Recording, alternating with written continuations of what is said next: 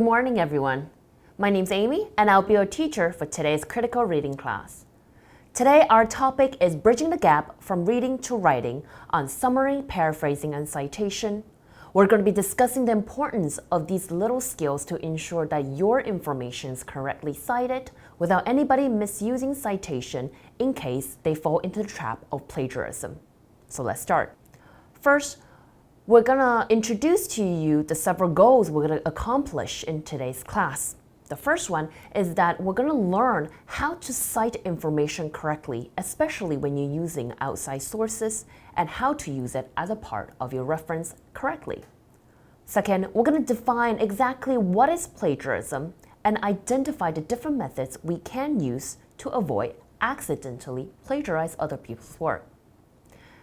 And then we're going to understand the importance and the purpose of how to write a summary and paraphrasing and identify the different features of it to help you better grasp different reading and writing techniques. And then we're going to go into organizing the writings of summaries and paraphrasing effectively and logically through a series of steps. So before we get into today's topic, I'd like to remind you again why it is important to critically read in English. Essentially, critical reading goes beyond the general understanding of the text alone that you see on the surface. It requires different strategies to evaluate what you have read so that you can extract the information you need and be able to apply it either in your writing or in other tasks you're trying to complete. Generally speaking, when we discuss critical reading, it involves 3 different steps. One, we need to look at where exactly is this piece of information coming from. Is it coming from a credible source, a credible book, a credible author? Once we have identified the sources, we'll then respond to the sources. So based on the reading, what kind of information have we got and how can it correspond with the opinion we're trying to express? And then at the end of the reading and synthesizing, we're able to integrate all these different information together and be able to produce a piece of text that is both our effort as well as validation from outside sources. Now, I'm going to show you a couple images that perhaps better help you to understand what are the key factors that are involved in critical reading. First, we always begin with acknowledging our sources. So whichever the places that we received our information from, whether it's from social media, from a book, from a speaking sources, we need to make sure that we tell our reader that this is not something we created ourselves originally, that this is someone else's work. And so once we acknowledge these sources, we have several things we need to go to. Number one, we need to make sure that these are valid arguments or valid information that actually correspond with our opinions. So essentially, does it make sense? And then we need to make sure that we do not use every single piece of information. Because once you need to integrate that idea with your own, it may be too cumbersome or too much information. Hence, you just need to pick out the important ones. And then once you have successfully picked out the information that you need to make sure that you put them together nicely and smoothly to present your argument. So to sum up, it is important to present your original ideas. But at the same time, because of a current academic level, you may need support from outside sources to support your arguments. However, what we're learning today is essentially how to correctly use these outside sources to make your arguments strong and valid. So let's begin with acknowledging our sources. When we talk about acknowledging the sources of our information, we are first talking about the purpose. Why are we doing this? And what do we need to do to achieve these purposes? So when we talk about acknowledging sources, we're talking about perhaps different documents that we read somewhere. Perhaps it is the different videos we watched online. So essentially, where exactly have we seen this? And once, if we use this said materials in our own arguments, we then need to give credits to the authors. So with some common source example, it could be on paper, on the internet, interview records, or even newspapers. All these are sources that are not originally your own and needs to be cited correctly. Essentially, The purpose of acknowledging these sources of information is to, number one, to enhance your credibility as a writer. Remember, everyone needs to start somewhere, but at the very beginning, perhaps you need a little more help. Hence, by correctly using other people's factual, valid arguments, it can strengthen your ideas as well as present yourself as a good researcher. Second, essentially, it refers your reader to the source of information if they need to know more about the subject. Perhaps your reader finds your figures interesting, your arguments quite intriguing, and they would like to explore more of this particular author's theory or statements. And so, by going back to your references, they can correctly follow your pathway to the correct information. In some way, you may have contributed to the birth of a scholar. And the third reason why you need to acknowledge your source is quite simple. It helps you to avoid plagiarism. Now, we must talk about then what exactly is plagiarism. Spend a couple minutes, watch the YouTube video that's going to be playing, jot it down on a piece of paper. What is the definition of plagiarism, or what's your understanding of it, or how has it changed after you watch the video? Let's go. So let's come back. After you watch the video, you should have a vague idea of exactly what is plagiarism.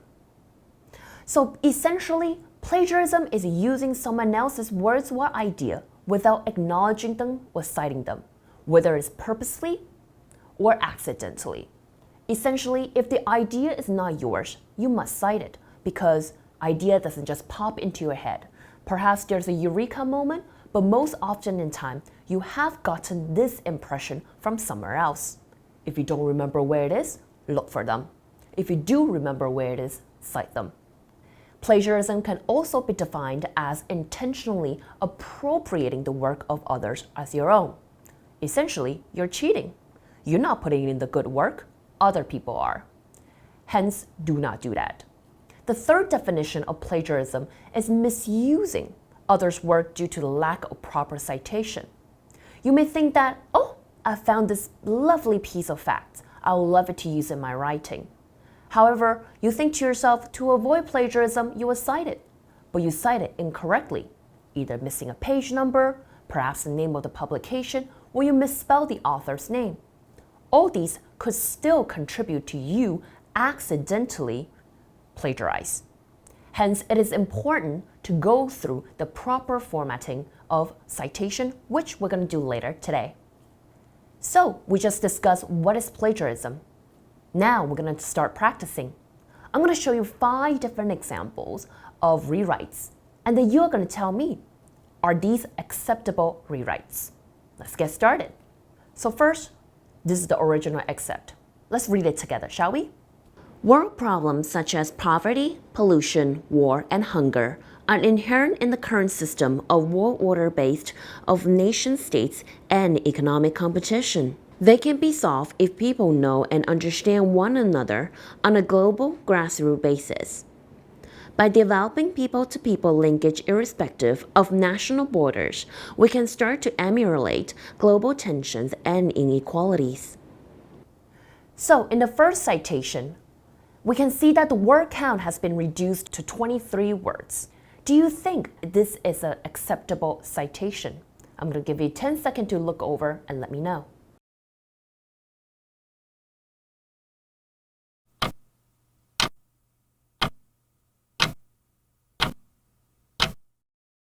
The answer is no. This is not an acceptable citation. The reason why it is because much of the text is actually copied word by word, and there's no proper reference to where this work is coming from. So this particular one is not a proper citation and can be considered as plagiarism. Let's look at the second example. Again, a couple of seconds to read through. Is this an acceptable citation?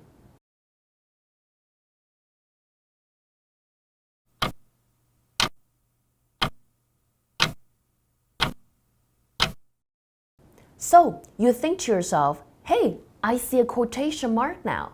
I think this would be an acceptable citation. However, there is still no clear indication on where this particular cited source is coming from. I only see the number 23. Where's the publication? And so, although this particular citation has improved slightly compared to the first citation, it is still considered plagiarism. Now let's look at a third example. Again, couple seconds.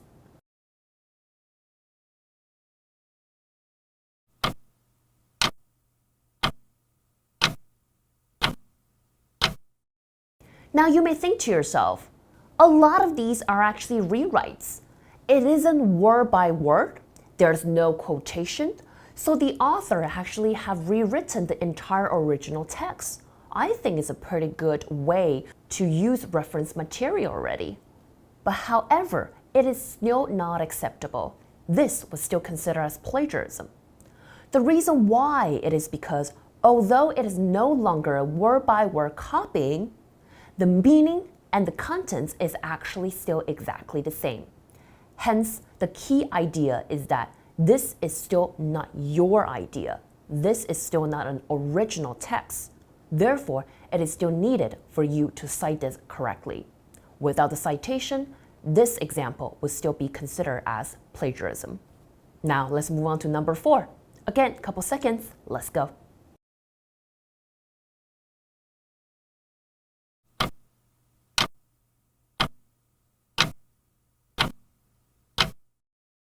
Now, looking at the fourth example, you would think to yourself, I think this is a really pretty good rewrite, right? The contents is quite different from the original except despite the fact the meaning is still similar. Did you catch that bug? The meaning is still similar. You will see that in the second sentence, the meaning is actually just paraphrasing. When you're paraphrasing more than one sentence, then you need to already cite the source. Hence, despite the fact that it would seem on the surface that this has a reference, has been paraphrased, it is still considered plagiarism because it has not been cited correctly. And at last, let's look at the fifth example. Again, couple seconds. Good luck.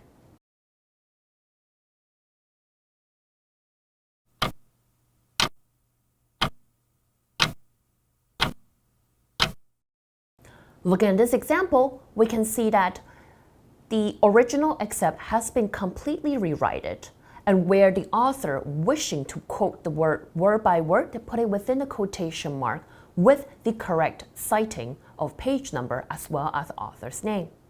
And hence, this particular example would be deemed appropriate as a correctly cited. Did you get all of them right? Next, I'm going to introduce to you ways to avoid plagiarisms and how to cite them correctly and ethically. Essentially, there are 4 different methods you can choose. The first one being citation, the second one being direct quotation, the third one being writing it into a summary, and the fourth one being rewriting it into a paraphrase. So before we talk about how to cite, we need to understand exactly what fields are actually working in. For example, currently there are actually more than 20 different kinds of citations available. And the most common ones we've seen are actually APA, MLA, CMS, and CSE. All these corresponds to the different field that you work in. For example, for me, I am in languages. And so usually my field requires me to cite in an MLA format. However, if you're in the science departments, perhaps your professor will ask you to cite in the APA format. Different citations will require different formatting, different punctuation, different ordering of information. And hence, it is important for you to use outside sources to help you to correctly cite, to make sure that you have the correct order of citation for your particular set of field. So on the screen here, I've shown you 2 different websites. These 2 are actually automatic generators where all you need to do is input your information and the website will generate a correctly cited, whether it needs to be indented or italicized or have a comma before or after an author's name, all it can be done for you. So it's an easy way for you to make sure that you cite without having to go through the trouble of manually doing them yourself. Now we're going to briefly introduce to you what is APA style. Essentially, APA style is an author date style with two key components. Number one, an in-text citation, which requires you to put down the author's last name as well as the year of publication. And the second one is that you need to reference it at the end of your publication with your essay, with your paper, alphabetically with all the references that you've used in your text. And so I've put on a short video for you to quickly go through how APA style can be used.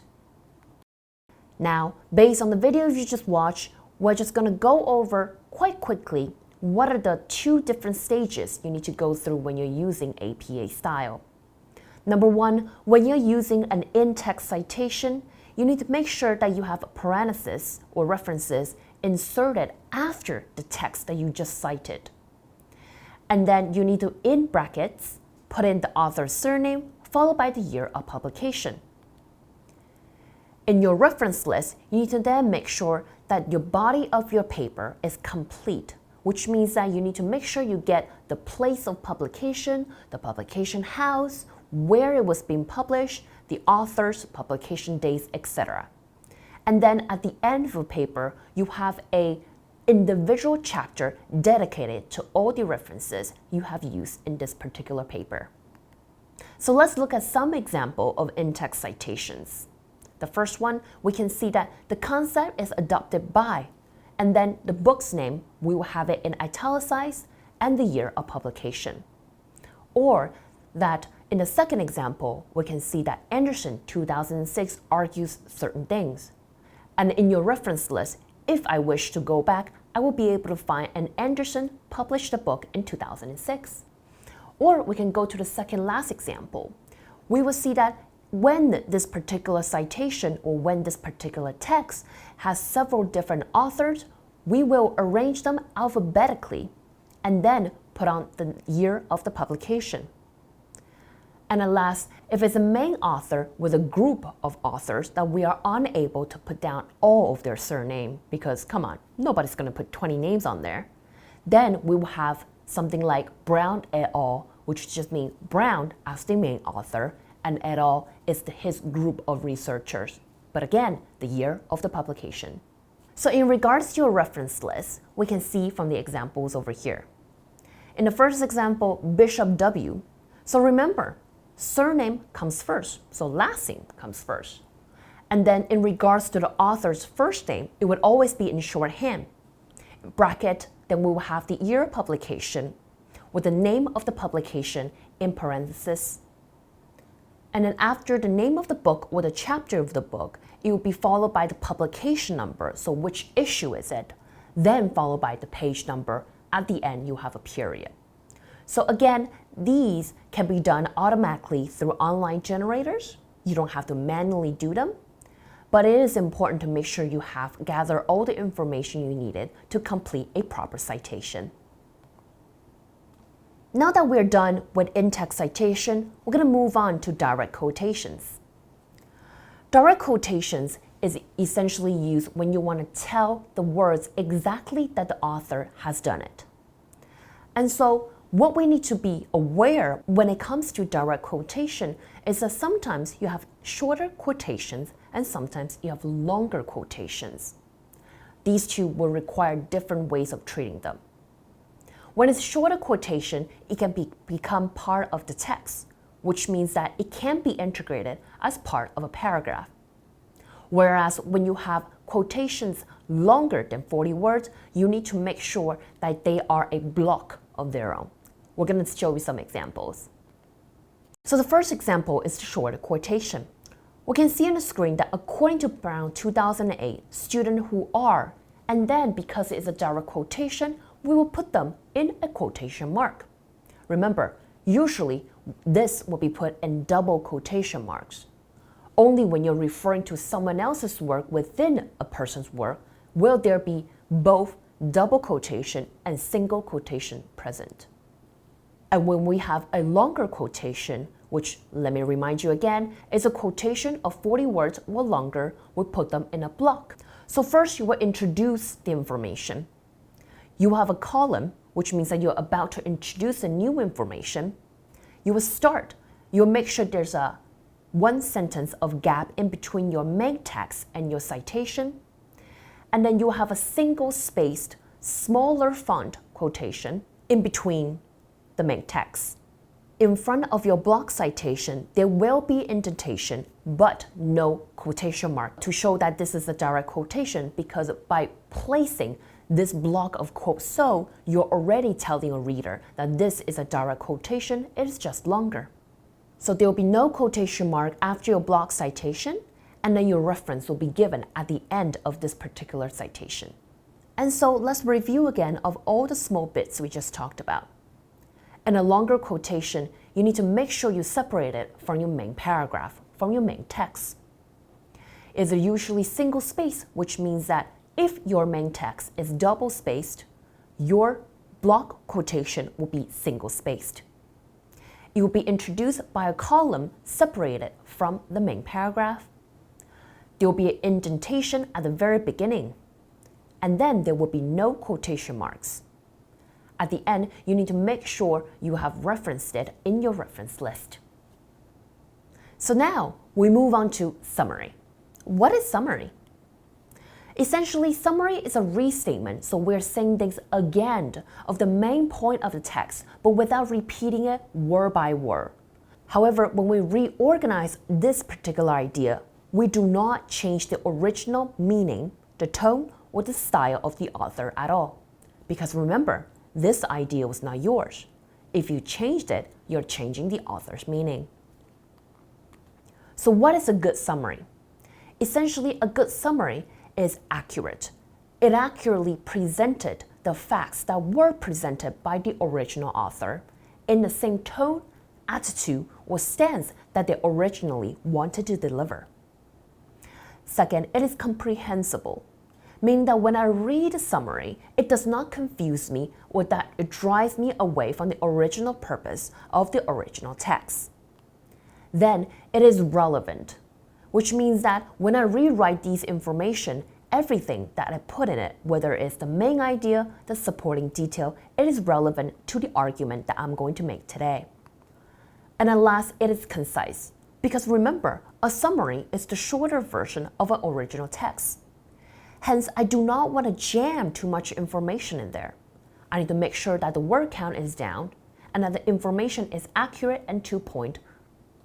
And so when do we use summary? We will use it to show our understanding of a main point of assigned reading. For example, it could be for a school task. It could be for your literature review for your PhD.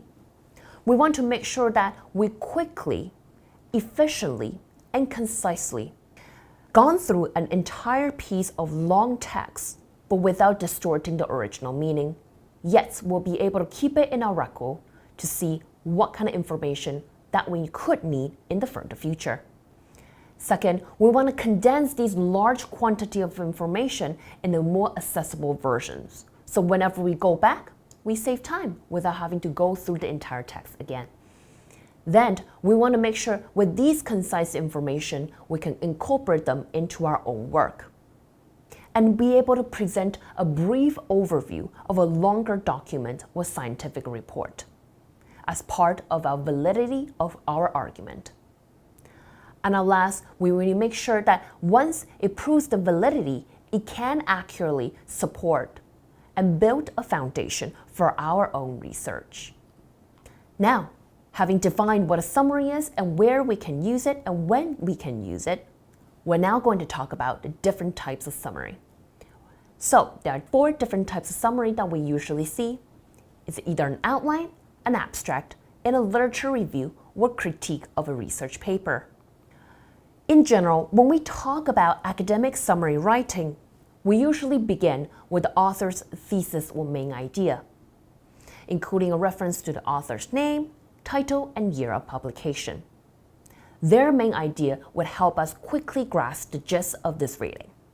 And when we write them into a summary, we'll present them in a direct and objective manner, using our own words, but without changing the author's ideas or their original tone. Next, we'll organize the main ideas using a structure that is close to the original one, but without copying it word by word.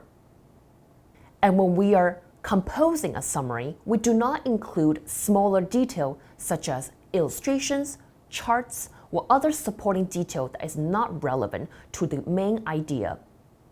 And at last, when we compose a summary, we do not include any of our personal opinion, because once you do that, this means that you have changed the original author's meaning. And so let's go through some of the preliminary steps when it comes to summary writing. One, we will skim the text. Quickly look through the text, look for its title, its subheadings to gain a general understanding of what this particular reading is discussing. Second, we will determine what is the purpose of this piece of text, as well as what is the purpose of our summary. What is the goal we are going to achieve? That will help you structure your summary even better. And then I'm going to highlight the main points and the key message in the original text, so you can use it to structure our summary. Then you need to make sure that you documented down all the detailed information of this particular reference, so you can go back in the future should you need to recheck. Then you need to write a one-sentence summary of each section in your own words. Do not copy it word by word, that's plagiarism. Then you need to list the main idea that supports the main arguments. Remember, leave out the minor detail. And then after you finish, reread the text several times. You can even leave it for a couple days before you go back and check whether it makes sense to you. Once you have, it will become part of the archive. And when we talk about structuring summaries, there are two different methods. Number one is outlining. The second one is called mind mapping. We're now going to detail on what these are. So now we're going to look at a sample text to help us better practice the technique of outlining a summary. So I need you to read through this text. Once you read through it, see if you can identify the key features of this particular sample text based on what we just talked about. So what is the main message? How is the main message being structured? Take out a piece of paper, jot down your answers, spend a couple minutes on this text, and we're going to come back. Let's go. Good luck. Now that you've practiced how to outline, we're going to look at it. So the topic sentence should be all the same. Is that adult basic education should be free for all students. And the major supporting points, we have three. Number one is people who have low income. Number two is providing free basic education with cost less. And number three, adult basic education will provide a second chance for Aborigines. And then the conclusion will be that British Columbia should invest in free adult basic education. Based on the practice above, did you get the main message as well as the overall structure? Now we're going to move on to mind mapping. If we transform what we just did from outlining into mind mapping, we can see that essentially it comes down to the key idea that free adult basic education for all students is the main chunk of information, and you're going to divide it down into the three subtopics. And so essentially outlining and mind mapping is quite similar. It is up to you on how you visualize your flow of ideas and which one you believe is more comfortable for you when you're drafting a summary. So now we're organizing the ideas we've just structured into a summary. Let's look at this particular sample summary. In this passage, the author argues that British Columbia should invest in free adult basic education for three reasons: helping low-income students, increasing literacy rates, and giving Aboriginal students a second chance. So we reorganized the information based on the topic sentence and concluding sentence using a colon, and then we use three reasons as our connector to the three different subtopics. So now, once we have gotten down the summary, we're going to compare it with the original. The original text accounts for 140 words, while the summary accounts for 31 words. Let's look at the differences, shall we? We can see that in the summary, we have eliminated all the minor detail that supports the main argument. We have condensed the opening and the closing. Altogether, we have a summary that's just about 1/3 of the original text, which is the word count you wish to achieve when you are conducting a summary. Now, how to write a successful summary requires a bit of practice. So what are the common features when it comes to the opening sentence structure of a summary? Essentially, we would talk about in this book, in this research, in this article. That's your opening. And then usually we'll put down the author's name and the publications year.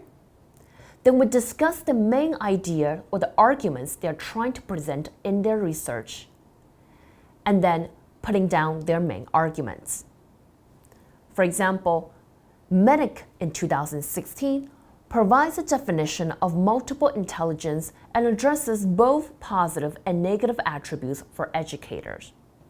This is a really great opening sample when you wish to compose a summary. Now, when we're writing our summary, a lot of time we're using a lot of reporting verbs. Essentially, reporting verbs are verbs that appears very often when we are trying to say something in other people's voice. And so we need to make sure that when we are using these particular reporting verbs, we're actually conveying the same level of strongness or same level of firmness without changing the author original tone. Because it could be that they have a very strong opinion. However, when you are putting it into a summary, you dial down that firmness. So to avoid that, we have provided you with a chart that suggests different modalities of reporting verbs. So for example, if you want to express very strong tone or very strong opinions, a lot of time you talk about emphasis, claim, agrees. However, if it's a soft attitude coming from the author, perhaps you're using suggestions like suggest, propose, advise. So different level of reporting verbs would convey different level of tones as well as different level of firmness. Ensure that you use the correct reporting verb, or else your reader could misunderstood the original intention of the original author. Now that we're done with summary, we're going to move on to paraphrase. First, we need to understand what paraphrase is. Essentially, it's a restatement of source information with a different expression using your own words and yet retaining the specificity of the source, which means that we are essentially conveying a different idea.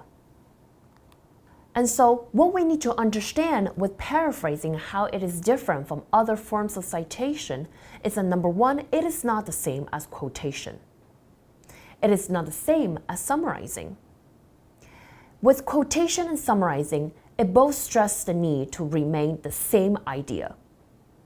However, with paraphrasing, it's restating the information, but in the same depth of detail, but in different words. So slightly different.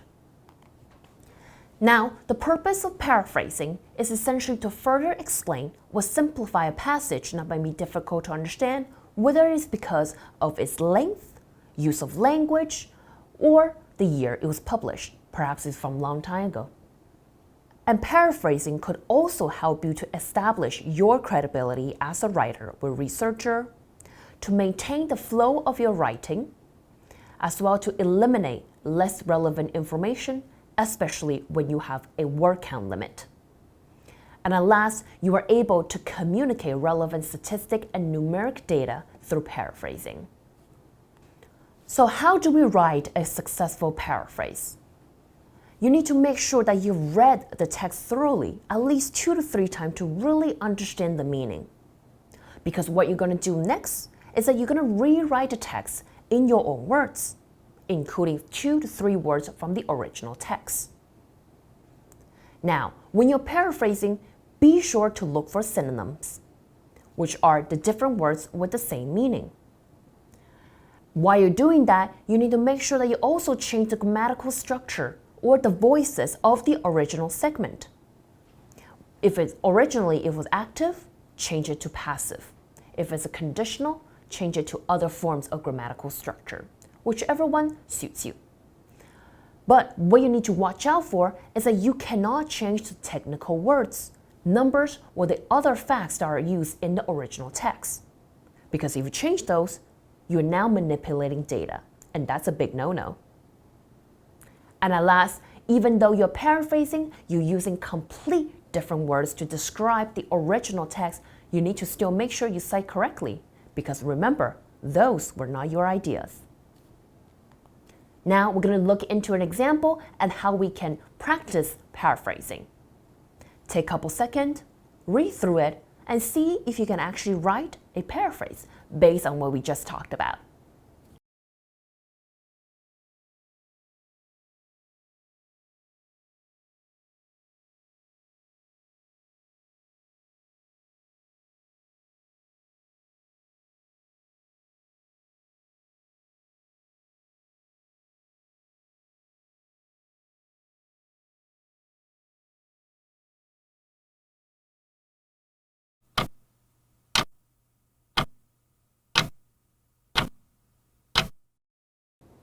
Now that we're done, let's look at the sample paraphrase, shall we? As Mayhew 2006 stated in The Conversation, understanding the urge for innovation is on the rise. Many countries such as the US, Canada, and countries in the EU consider innovation as an essential way to boost economic growth. While traditional research and development as a result of private and public funding is still a primary source of innovation, more new innovators are required. So what we've seen in this particular sample is it used a cause and relationship word, the word while and as a result. With that, at the end of my paraphrase, I ensure to include my citation. And by using these cause and effect word, I'm able to connect different ideas together while maintaining the flow of my logic and my writing. And when I have paraphrased it from the original text, I change the voice. Originally, it was in passive, now it is in active. What I've also done is clause reduction. So, for example, in the previous, what drives innovation, I've changed it into urge for innovation. In that way, I have eliminated unnecessary information in my sentences. Furthermore, I switched around my key synonyms. For example, the word key, I changed it to essential. With the word recognize, I changed it to consider. So I did not change the strongness or the firmness on the attitude of the original author from the original text. I chose the same level and same meaning, but different word to avoid plagiarism. And at last, I maintained some key word from my original text to ensure that it still demonstrated the original meaning from the author, such as innovation, economic growth, and traditional R&D. So what are the key takeaways from what we just talked about? Essentially, sources need to be acknowledged, especially when we're integrating these different outside sources into our own writing. And there are different key techniques that we can use when we're using these outside sources, mainly proper citation, direct quotation, summary, and paraphrasing. And at last, just a friendly reminder that plagiarism is a serious threat to your academic success and integrity. So the importance of understanding what plagiarism is and how to cite your information correctly is part of your success to become a good scholar and an ethical one. My name's Amy, and I hope today's lesson has been helpful to you. I'll see you next time. Bye-bye.